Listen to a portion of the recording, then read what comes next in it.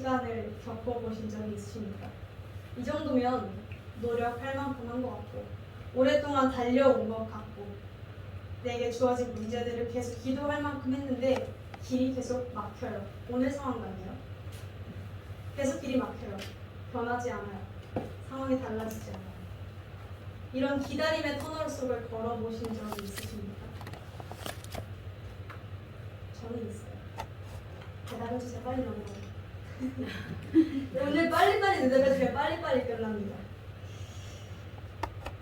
우리는 때로 주어진 문제들을 가지고 기도하고 부르짖고 하나님의 때를 기다리지만 하나님의 때가 쉽게 찾아오지 않아서 난망하고 절망할 때가 많습니다. 언제까지입니까? 언제까지 기다려야 하고 언제까지 상황은 변하지 않고 언제까지 열매는 맺히지 않는 것입니까? 때로는 허무함을 느끼기도 하고 좌절감을 느끼기도 하고 그것이 하나님에 대한 의심으로 번지기도 하고 무너짐으로 이어지기도 합니다. 오늘 본문 속에는 그 기다림의 터널을 걷고 있는 한 사람이 등장합니다. 그의 이름은 다윗이었습니다. 제가 짧게 설명할게요. 다윗이 어떤 상황이었냐면요. 사무엘 하잖아요. 그렇죠? 사무엘 3 중간부터 들어오게 되면 이런 일이 나와요. 다윗이 사울한테 쫓기기 시작해요. 근데 그 쫓기기 시작하게 되는 계기가 뭔지 아세요? 다윗이 하나님께 기름 부음 받았어요. 기름 부음 받았다라는 뜻은 하나님이 너를 왕으로 세워주겠다라고 약속을 하신 거였거든요. 그랬는데 그 사건이 터진 후 약 15년 동안 10년의 시간을 다윗이 도망다닙니다. 사울의 눈을 피해서. 사울이 그 당시 왕이었으니까 다윗이 얼마나 무서웠겠어요. 죽이고 싶고 질투나고 시기하고. 다윗은 그래서 나 죽이려 했어. 자, 왕이 나를 죽이려 한다. 대통령이 나를 죽이려 한다. 어떤 상황이죠? 그냥 죽은 목숨인 거죠. 사실 지금은 언론이 발달했고 해서 그런 일들이 벌어지나요? 잘 모르겠어요. 그런데 이 당시에는 왕 말 한마디면 사람도 쥐도새도 모르게 죽을 수 있는 시대였어요. 다윗이 그런 상황이었습니다. 10년 동안 광야에서 숨어 지냈고요. 산속에서 풀 뜯어먹고 살았고요. 옆 동네 날아가서 미친 사람인 척 하다가 침 질질 흘리고 그렇게 살아 목숨만 겨우 건져서 도망치고요. 10년의 시간이 걸렸어요. 하나님이 언제부터? 하나님이 너를 왕으로 세우겠다 약속하신 그 순간부터 왕으로 세우겠다고 어느 날 아무것도 모르는 그저 목동 그저 양치는 한 소년한테 와서 하나님이 갑자기 짠 하고 나타나셔서 너 왕으로 세울 거야 라고 약속하셨는데 기대감에 부풀어 있었는데 10년 동안 15년 동안 그는 좋아질 게 하나도 없었어요. 나빠지고 나빠진 상황이 연속이었습니다. 드디어 이런 상황이 지속되고 있다가 사무엘상이 막을 내리고 사무엘하가 시작을 하죠. 사무엘상 마지막 내용이 이 내용이에요. 사울이 드디어 죽습니다. 자, 광야에서 숨어 지내고 산속에서 풀 뜯어먹고 동굴에서 숨어 지내다가 사울의 눈을 피해서 지내다가 사울이 나를 그토록 죽이려 했던 사울이 죽었다라는 소식을 접했을 때 다윗은 어땠을까요? 물론 1장, 2장 내용은 1장의 내용은 애도합니다. 하나님이 세우신 왕이니까. 그러니까 그런 것들을 다 떠나서 그 다음엔 마음이 어땠을까요? 아, 나 이제 드디어 살 수 있다. 한 줄기 빛이 보이는구나. 하나님이 이제야 길을 여시는구나. 이제야 뭔가 열매가 맺어지는구나. 이제야 나를 왕으로 좀 세우시려나 보다. 15년 동안 나 힘들었으니까 이제 나에게 빛을 좀 주시려나 보다 라는 마음이었을 거예요. 그런데 그래서 이렇게 물어요. 하나님께 1절 여호와께 여쭈아뢰되 다윗은 이 상황 속에서도 아 그래 하나님이 나를 왕으로 세우셨었지 라고 하면서 달려나가는 것이 아니라 하나님께 여쭙습니다. 이렇게 여쭤요. 주님 내가 유다 한 성으로 올라가리까? 주님이 뭐라 하세요? 올라가라. 허락하세요. 다시 한 번 더 묻습니다. 주님 내가 어디로 가리까? 그랬는데 주님의 대답이 좀 이상해요. 헤브론으로 갈지니라. 헤브론 처음 들어보시죠? 안 유명한 지역이에요. 자, 왕이 되려면, 자, 대통령이 되려면 어디로 가야 돼요? 서울로 가야겠죠. 이런 상황이에요. 대통령이 되게 해주시겠다 했는데 제 아버지 고향 해남, 그럼 너 해남으로 가 라고 하신 거죠. 해남을 비하하는 게 아니라 말이 안 맞다는 거죠. 대통령이 돼야 되는데 해남으로 가면 어떡해요, 그렇죠? 그런 상황이었어요. 헤브론은 지형도 산악지대예요. 사람이 살기 어려워요. 그저 작은 땅이에요. 수도와도 멀어요. 예루살렘, 우리 유명한 예루살렘, 베들레헴 멀리 떨어져 있어요. 기브아 이런 데보다 아주 밑바닥에 있는데요. 별거 없는 땅이에요. 근데 우리가 지금 생각해보면 지금이 타이밍이잖아요. 사울도 죽었고 이제 올라가서 내가 왕권을 딱 잡아서 왕이 되면 그만인 시기잖아요. 그렇죠? 성도님들이 대답을 안 해주시니까 시리가 대답을 했어요. 자, 우리 분발하도록 합시다. 이제 다윗이 내가 살아있다고 말해야 해요. 나 여기 살아있었어요. 나 여기 나 따르는 600명들과 함께 하나님만 바라보면서 10년 동안 내가 살았다고요. 라고 했어야 됐어요. 그런데 하나님이 초를 치신 거예요. 헤브론으로 가라. 심지어 헤브론에서 몇 년 있는 줄 아세요?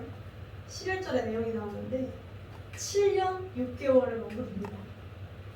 7년 6개월이 짧은 시기인가요? 아니, 엄청 길어요.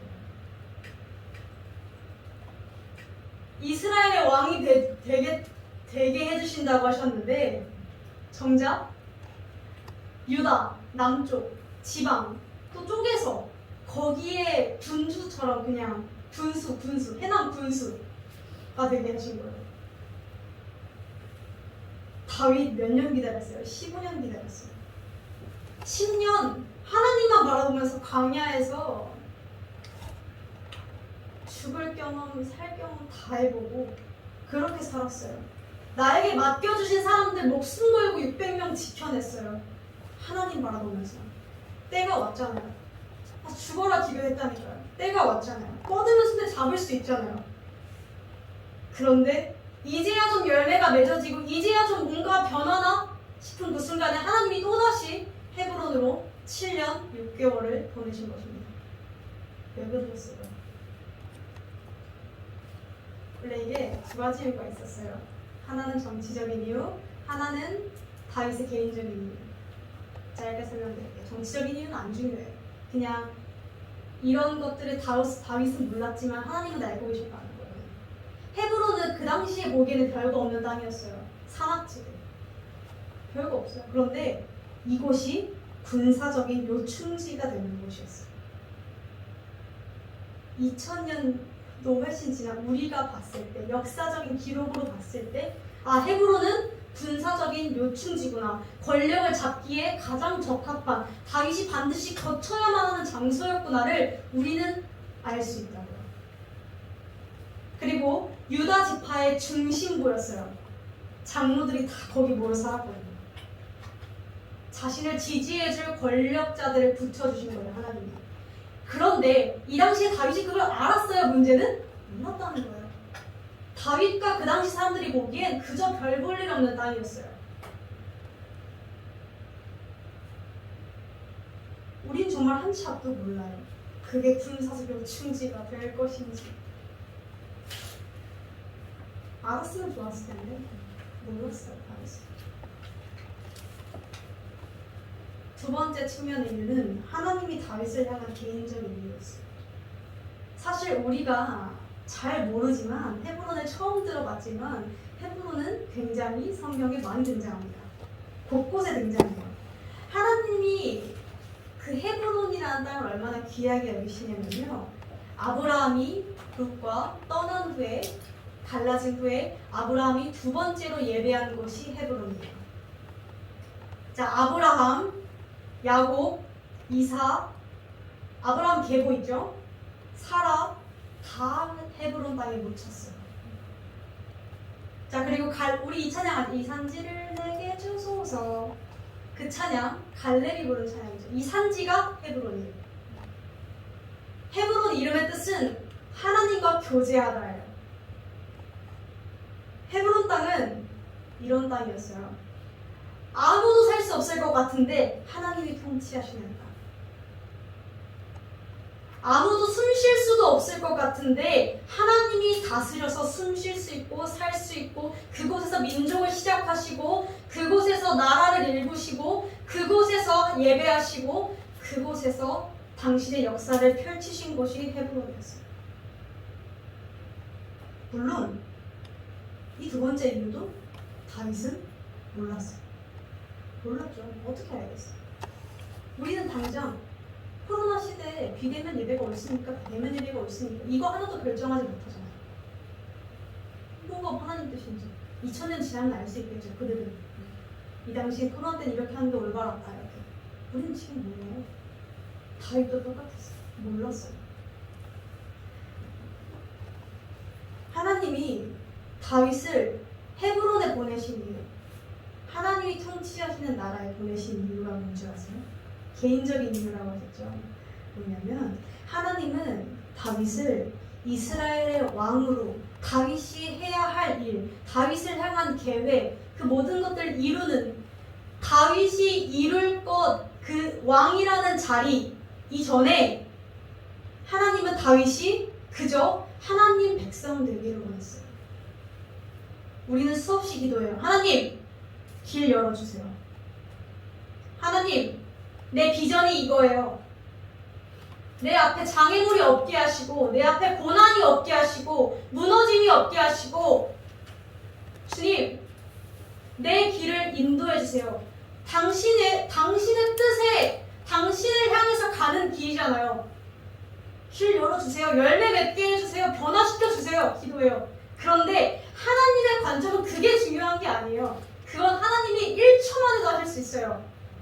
중요한 건 나 하나, 성도님 한 사람 한 사람 한 명, 하나님 나라 백성으로 만드는 거예요.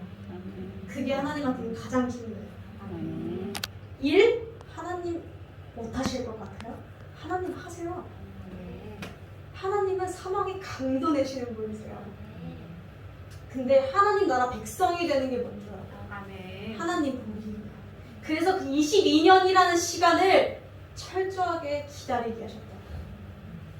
숨도 못 쉬게.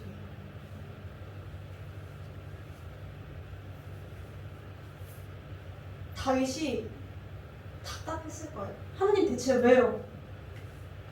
15년 동안 말을 안 들었으면 이런 말을 못하겠지만 다윗은 말 진짜 잘 들었어요. 순종의 열매가 이제야. 사울 죽일 수 있었는데 안 죽이고, 자신의 손으로 죽일 수 있었는데도 안 죽였어요. 죄짓기 싫어서.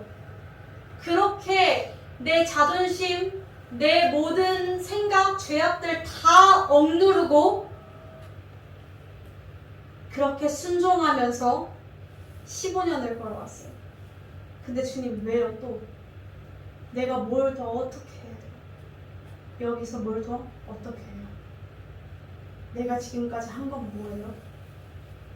내가 지금까지 광야에서 고생했던 건 고작 해남 군주 되려고 한 거예요? 이런 마음이었겠죠? 대통령 되게 해주신다면서. 물론 다윗은 그런 권력욕에 쩌들어 있는 사람은 아니었지만 사람이라면 약속 받은 건데 거기에 대한 것 제기할 수 있잖아요. 그렇죠? 다윗이 그랬을 거예요. 그런데 이렇게 수도 없이 외치고 싶은 마음이 들었을 거예요. 그런데 다윗은 이러한 상황 가운데에서 시편 23편을 기록합니다. 그의 대답이에요. 여호와는 나의 목자시니 내게 부족함이 없으리로다. 당시 나를 푸른 풀밭에 누이시고 나를 실만한 물가로 인도하신다.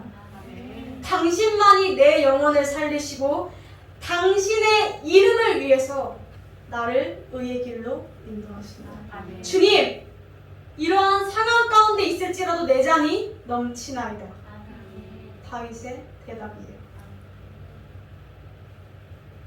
다윗은 기다림의 상황 속에서 자신의 생각 다 내려놓고 주님의 이야기를 구했습니다. 주님, 내가 어디로 가기를 원하십니까?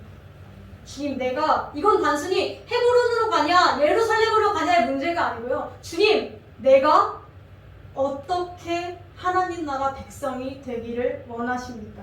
내가 어떻게 살기를 원하십니까? 내가 당신의 뜻대로 어떻게 움직이기를 원하시며 내 인생을 주님께 어떻게 드리기를 원하십니까? 라고 던졌던 대답이었어요. 왜? 그는 이미 사울을 봤거든요. 사울 단순간에 왕 됐어요. 사울도 예수님 몰랐던, 하나님 몰랐던 사람 아니거든요. 사울도 성령 충만했고 단순간에 모든 이들의 지지를 받고 왕이 됐어요.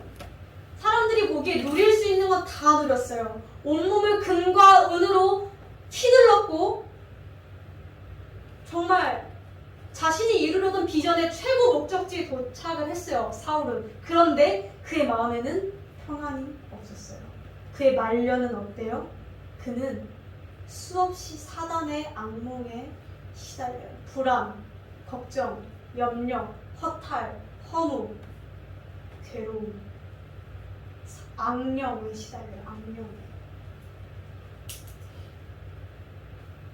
다윗은 그걸 봤어요. 아, 왕이 되는 게 중요한 게 아니구나. 왕이 돼도 하나님 백성이 되지 못하면 하루하루가 끔찍하겠구나. 비전이 중요한 게 아니구나. 하나님 나라 백성이 되는 게 먼저겠구나. 다윗은 그걸 알았어요. 하나님께서 다윗을 향해서 이렇게 말씀하세요. 내 마음에 합한 자. 제가 이 구절이 영어 성경에서는 어떻게 기록되고 있는지를 봤어요. 영어 성경에 A man after my own heart. 저 영어 배워요 요새. 이걸 직역하면 이렇습니다. 자, 내 마음에 합한 자는 직역하면, 영어 직역하면 내 마음 뒤에 있는 한 남자. 하나님 마음 뒤에 있는 한 남자가 다윗이었어요. 사랑하는 성도 여러분, 하나님 마음에 합한 자는요,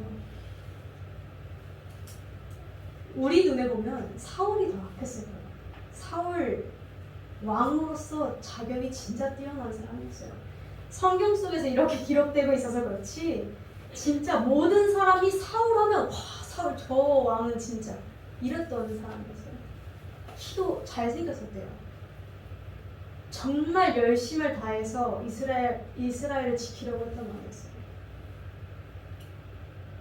그런데 그런 거 다 필요 없고 하나님 마음보다 뒤에 있는 자, 그게 내 마음에 제일 합하다.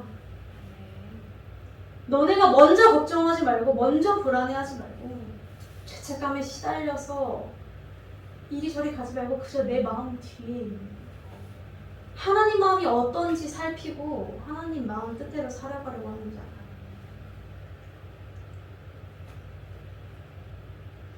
다윗은 하나님보다 앞서지 않아야 함을 광야 속에서 철저하게 깨달았습니다. 어쩌면 그 광야 시간이 22년이 걸렸던 다윗처럼 우리도 때로는 기다림의 시간을 겪을지도 모릅니다. 정말 눈앞에서 풍기가 갈라진 것처럼 내 삶이 변하진 않거든요. 똑같아요. 사실 우리가 한 가지 할 수 있는 변명은 그렇죠. 왜 은혜 받고 회개하고 집 가서 똑같습니까?를 묻는다면 상황이 달라지지 않았고 난 그렇게 해보려 했는데 상황이 변하지 않았습니다. 또 똑같으니까요. 내가 예수님이에요? 가 되겠죠? 그럴 때 우리가 이 사실을 기억하기를 원합니다. 하나님의 때가 충분하기까지는 우리를 포기하신 것도 아니고요. 우리를 손을 놓으신 것도 아니고 끝없이 다듬으시고 천국까지 가는 날까지 다른 사람이 아닌 나를 깎으시고 나를 뒤집어 엎으시고 나를 작은 예스로 만들어가는 과정이랍니다. 죽을 때까지 끝은 없습니다. 죽는 그 순간에도 깨달음 주실지도 몰라요.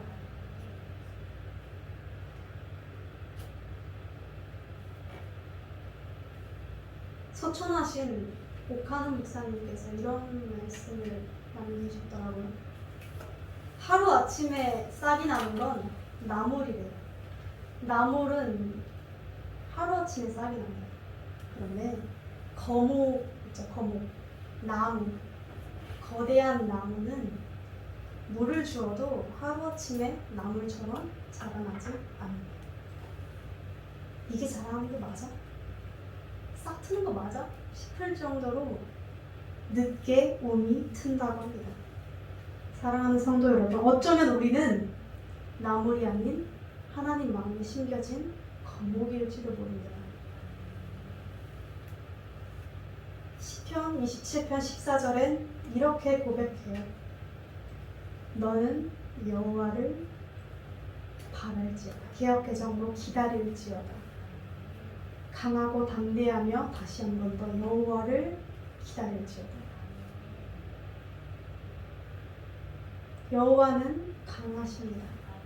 제가 이 말씀 언제 받았는 줄 아세요? 목사님 처음 쓰러지신 다음 날. 아직도 몰라요. 왜 기다리라고 하셨는지, 여호와를 왜 바라라고 하셨는지, 무슨 일을 하시려고 하는 건지 1년이 지난 지금도 저는 모르겠어요. 평생 모르다 죽을 수도 있겠죠. 그런데 몰라도 하나님 기다리면 되죠. 하나님이 여호와의 뜻을 알아봐라라고 하지 않았잖아요. 내가 무슨 뜻을 할지 너가 예측해봐라 안 했잖아요. 기다리면 돼요. 알아서 하실 겁니다. 확실한 건 하나님에게 약속 번복은 없습니다. 실패도 없습니다. 이루신다 하면 이루시는 겁니다. 우리가 해야 할 일은 하나입니다. 강하고 담대함으로 기다리는 것. 우리가 뭘 할 수 있겠습니까? 사실 할 수 있다 해도 뭐 그리 대단하겠습니까? 다윗은 그저 하나님을 믿었습니다. 그저 하나님의 마음을 따라 걸었습니다. 그저 하나님의 마음에 거목이 되었습니다. 저와 여러분이 다윗과 같은 하나의 거목이 되기를 간절히 소망합니다.